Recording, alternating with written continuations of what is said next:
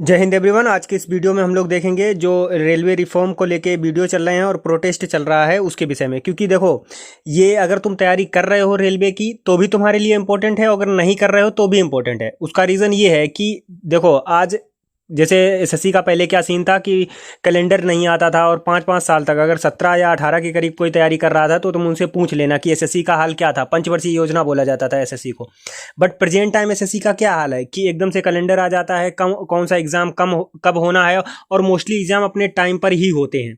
तो सेम चीज़ हम लोग रेलवे में भी करने की सभी टीचर सोच रहे हैं। हम क्या सोच रहे हैं, और हमारा कर्तव्य बनता है कि हमें भी इस पे वीडियो बनाना चाहिए था, इसीलिए मैं वीडियो बना रहा हूँ।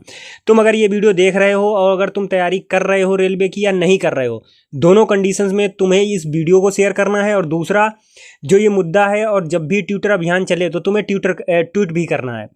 देखो, अगर तुम अपने हक के लिए नहीं लड़ सकते हो तो तुम्हारे हक के लिए कोई नहीं लड़ेगा, ये जाहिर सी बात होती है।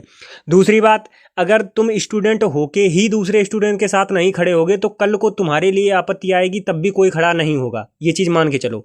आज अगर तुम तैयारी कर रहे हो तो तुम ऑब्वियस सी बात है अपने साथ खड़े होगे। अगर तुम अपने लिए भी नहीं लड़ सकते हो, ऑफलाइन प्रोटेस्ट नहीं कर सकते हो, तो कम से कम ऑनलाइन तो प्रोटेस्ट कर ही सकते हो। जो टीचर कर रहे हैं उनको तो सपोर्ट कर सकते हो, ताकि वो टीचर ज़्यादा से ज़्यादा मेहनत कर सकें और रिफॉर्म ला सकें। रिफॉर्म्स होते हैं और हो चुके हैं। अभी अगर तुम पीछे देखो, एसएससी का जो सीन था उसमें रिफॉर्म कितने ज़्यादा हो चुके हैं। तो कुछ मांगे हैं जो अभी तक आपको पता होंगी, अगर नहीं पता है तो हम लोग करते हैं कि रेलवे कैलेंडर जारी करो। कैलेंडर जारी करने से कि अब जैसे सीबीटी 1 का रेलवे का एनटीपीसी का हो गया है, अब अगर हमें पता होगा सीबीटी 2 जो है वो 2 महीने बाद है, तो उनके पास प्रेशर भी रहता है उसको रिजल्ट को जल्दी देने का। बट अभी क्या सीन हो गया है कि उनका कोई सीन ही नहीं है कि कब रिजल्ट देंगे कब नहीं देंगे। रेलवे की वैकेंसी 5-5, 6-6 साल में तो कंप्लीट होती हैं, 2-3 साल तो लग जाते हैं। अभी रेलवे का, अभी तुम देखो, इसका आरपीएफ का मार्च में एग्ज़ाम हुआ था, अब अभी उसकी रिजल्ट आया थोड़े दिन पहले। अगर तुम्हें ये सारा बता सकते हो कि कब क्या होना है तो हम लोगों के लिए बहुत ज़्यादा आसानी हो जाएगी। दूसरी बात है ग्रुप डी वैकेंसी बढ़ाना।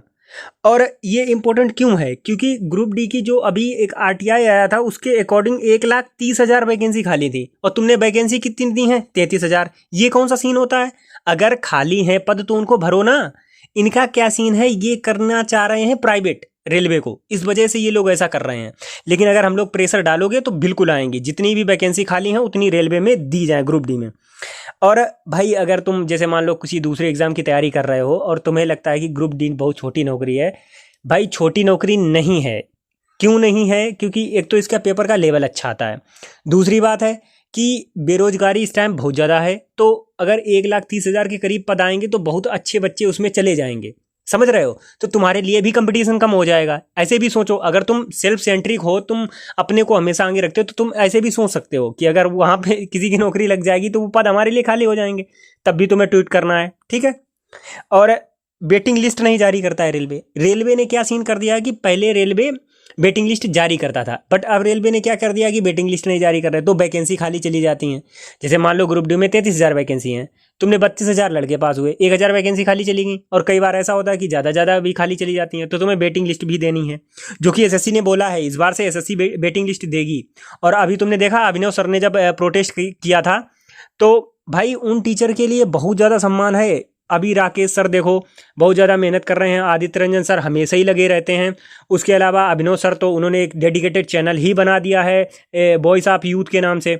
और हालांकि परमार सर थोड़ा कम देते हैं, मेरे हिसाब से देना चाहिए, क्योंकि जो बच्चा तुमसे पढ़ रहा है उसके भविष्य का पूरा जिम्मा तुम्हारे ऊपर ही है। अगर बच्चा तुम्हारा कोर्स लेके पढ़ रहा है तो तुम्हारा ये इतना वो बनता है कि तुम उनके लिए खड़े रहो। अगर तुम आज नहीं खड़े होगे विपत्ति के टाइम पे, तो कल को तुम्हारे पास कोई नहीं पढ़ेगा।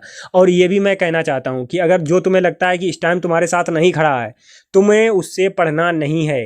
तुम्हें दूसरे टीचर देखो, पढ़ाते सब टीचर थोड़ा 19-20 ऊपर ही नीचे हैं, बाकी बहुत ज़्यादा किसी का वो नहीं होता है कि एक टीचर एकदम से बहुत कुछ तुम्हें पढ़ा देगा आके अलग से।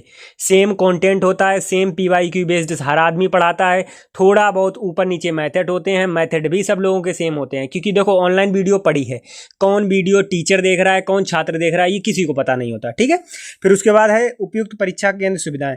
अभी तुमने देखा एनटीपीसी में क्या हाल हुआ है, 2-3 जगह पेपर कैंसिल करने पड़े, शिफ्ट रद्द करनी पड़ी। तो ये भी नहीं करना है भाई। जो तुम कम से कम अगर 400 रुपये तुम फीस ले रहे हो तो तुम्हें उस हिसाब के सेंटर भी बनाने हैं। धांधली पर सख्त से सख्त एक्शन। और यही हम बात कर रहे हैं कि अभी तुमने देखा एनटीपीसी में जो वो हुए थे। तो इस वीडियो को बनाने का मेरा केवल एक मकसद था कि तुम लोगों को जानकारी पहुंच सके। बेशक मेरी वीडियो की रीच बहुत ज़्यादा नहीं है, मैं कहता हूँ 100 लोग देखेंगे, 200 लोग देखेंगे, बट उनके पास ये पॉइंट तो पहुंचेगा ना कि हाँ रेलवे में धांधली चल रही है, तो उसके प्रति हमें प्रोटेस्ट करना है। बाकी तुम लोगों के ऊपर डिपेंड करता है। मैं बहुत कम ही कहता हूँ वीडियो शेयर करने के लिए और लाइक करने के लिए तो कह देता हूँ, शेयर के लिए बहुत कम कहता हूँ। तो मैं इस वीडियो को शेयर करने के लिए तुमसे आग्रह कर रहा हूँ कि इसको ज़्यादा से ज़्यादा शेयर करो और जहाँ भी हो सकता है वहाँ शेयर करो। और ये वीडियो, मेरी वीडियो क्यों शेयर करोगे, उसके पीछे रीज़न है, क्योंकि मैंने तुम्हें ये बताया है कि अगर तुम तैयारी नहीं कर रहे हो तब भी तुम्हें इस चीज़ को सपोर्ट करना है, क्योंकि कल को तुम्हारे लिए भी फिर कोई नहीं खड़ा होगा, ये चीज़ मान के चलो। अगर तुम तैयारी नहीं कर रहे हो इस चीज़ की, वैसे मुझे तो लगता है कि अधिकांश लोग कर रहे होंगे, ग्रुप डी में फॉर्म डाला होगा, अगर नहीं डाला है तब भी कोई बात नहीं है, तुम्हें शेयर करना है। क्योंकि कल को रेलवे ने क्या बोला है कि हम नेक्स्ट ईयर से ऐसा करेंगे, बट अगर अभी कर देगा तो तुम्हें रेलवे की डेट मिल जाएगी, नेक्स्ट एनटीपीसी की डेट मिल जाएगी, तो तुम्हें अभी से तैयारी करने में वो उत्साह आ जाएगा कि चलो कैलेंडर आ गया है अब पढ़ेंगे। तो उसी के लिए तुम्हें ट्वीट करना है, ठीक है। लगे रहो, और जिस दिन ये होगा मैं पोस्टर बना के डाल दूंगा कि हाँ आज ट्वीट करना है, ठीक है। जय हिंद।